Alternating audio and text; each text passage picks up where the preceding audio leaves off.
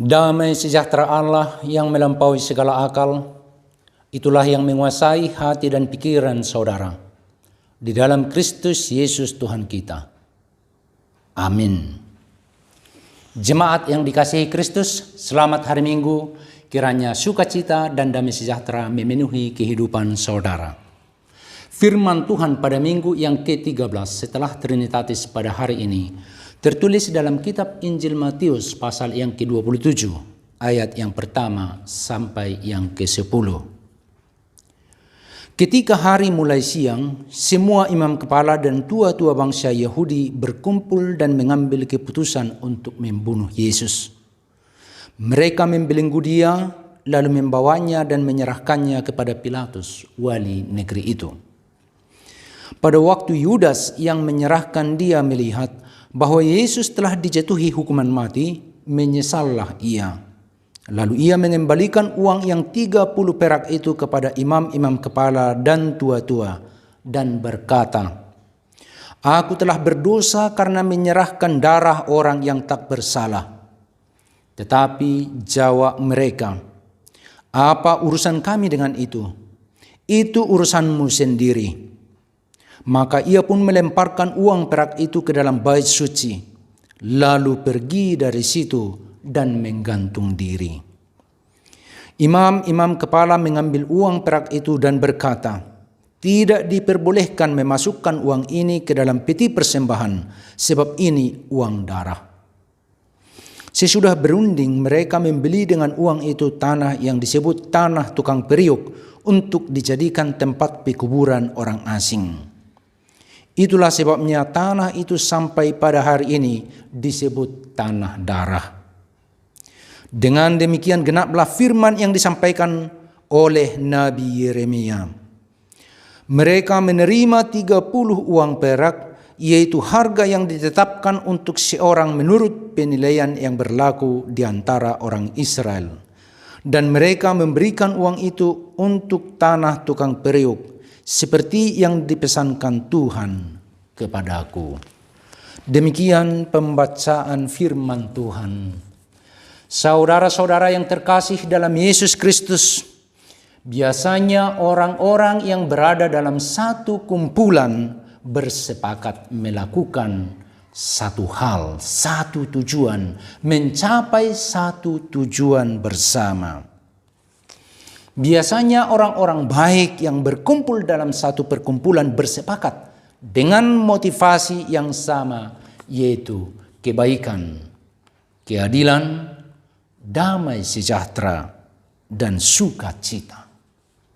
Mereka dimotivasi oleh cinta kasih dan kerinduan untuk mewujudkan visi dan misi yang sama, yaitu visi dan misi kebaikan.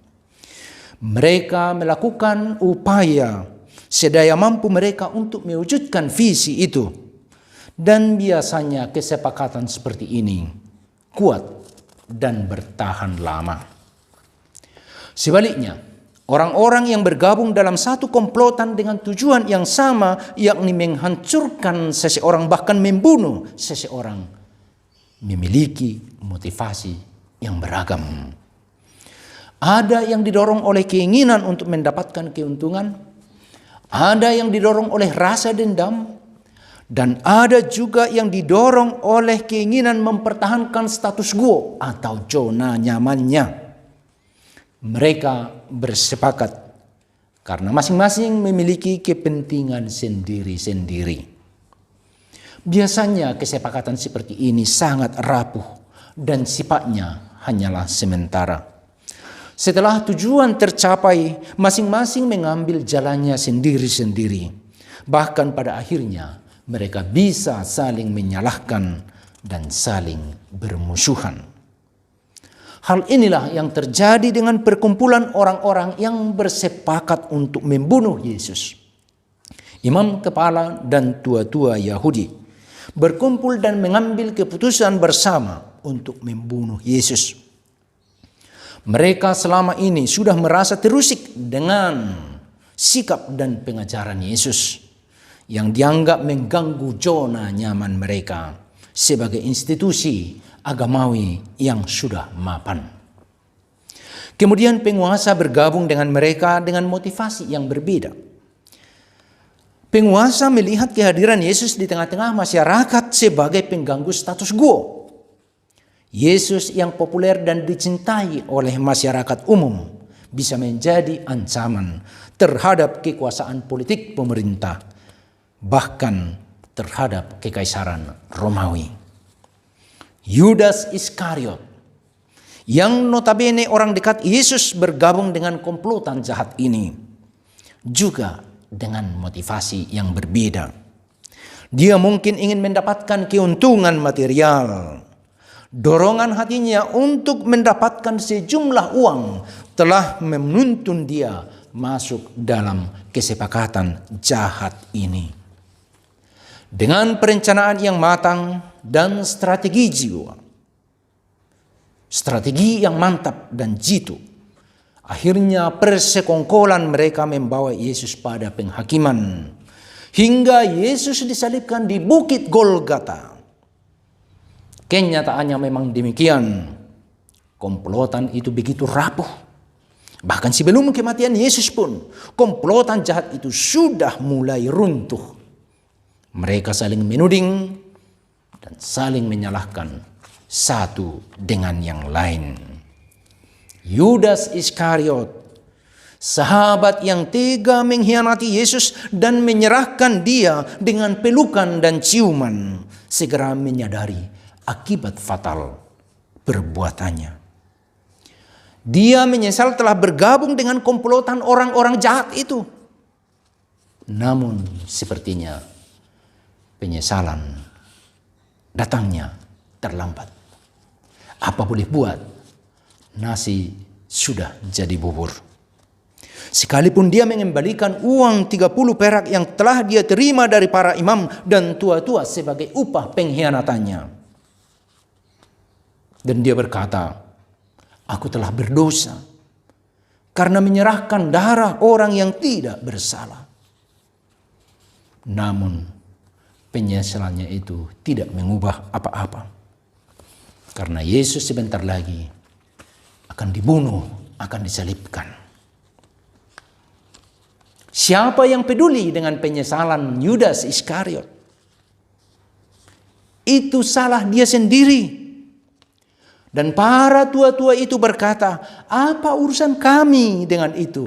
Itu urusanmu sendiri. Pada akhirnya, Yudas Iskariot menghukum diri sendiri dengan gantung diri. Persekongkolan orang-orang jahat telah menyebabkan kematian Yesus yang tak bersalah. Hal itu memang akan terjadi dan sudah dipastikan akan terjadi sesuai dengan nubuatan para nabi dalam perjanjian lama tentang jalan yang harus ditempuh oleh Sang Mesias Juru Selamat demi keselamatan orang-orang percaya, demi keselamatan saudara dan saya, demi keselamatan dunia ini. Tetapi celakalah orang-orang yang tergabung dalam komplotan jahat seperti itu.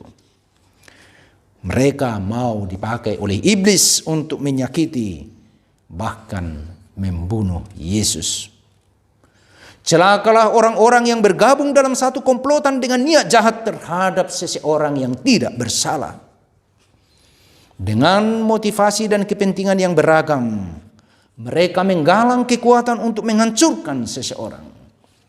Komplotan mereka hanyalah sementara. Ikatan mereka sangat rapuh. Sekali tujuan mereka tercapai, mereka akan tercerai-berai dan selalu dihantui oleh rasa bersalah. Bukan demikian dengan orang-orang baik dan orang-orang benar yang membangun perkumpulan dan berupaya mewujudkan tujuan bersama. Sekalipun mereka datang dari latar belakang yang beragam, lambat tapi pasti mereka membangun visi dan misi bersama. Mereka membangun komitmen bersama untuk mencapai tujuan bersama, yakni tujuan kebaikan. Ikatan mereka demikian kuat karena dibangun berdasarkan cinta kasih dan kerinduan untuk kebaikan, kedamaian, kebebasan, keselamatan, dan kesejahteraan bersama.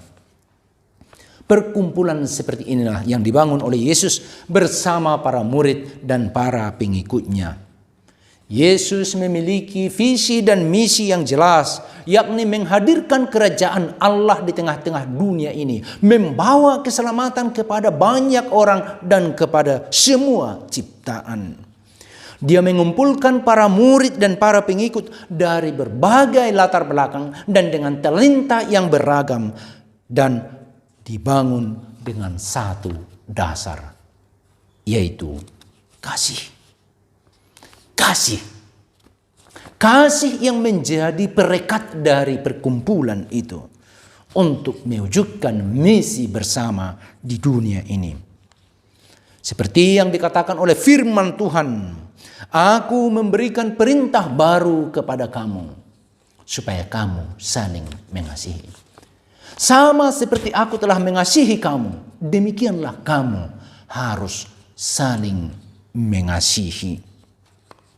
Ini menjadi hukum dan perintah yang harus diikuti oleh para pengikut Yesus jika mereka ingin menjadi bagian dari upaya mewujudkan rencana dan rancangan Tuhan di tengah-tengah dunia ini. Dasar yang kuat yang menjadi perekat persekutuan yang dibangun dan diperlengkapi oleh Yesus sendiri menjadikannya kuat dan bertahan lama. Dengan demikian, persekutuan di dalam Yesus mampu bertahan sejak abad yang pertama kekristenan hingga saat ini. Dan itu akan bertahan hingga akhir zaman. Saudaraku, berbahagialah. Berbahagialah kita, saudara dan saya.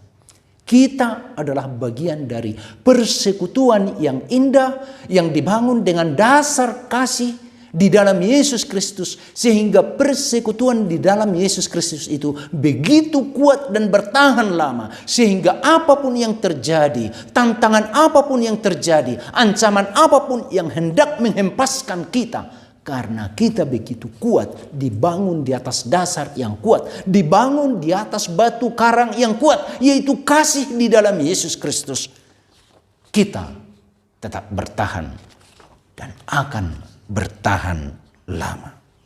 Pemimpin kita adalah Yesus sendiri yang memiliki tujuan yang jelas, menghadirkan kerajaan Allah di dunia ini, di mana setiap orang yang percaya kepadanya beroleh keselamatan dan hidup yang kekal.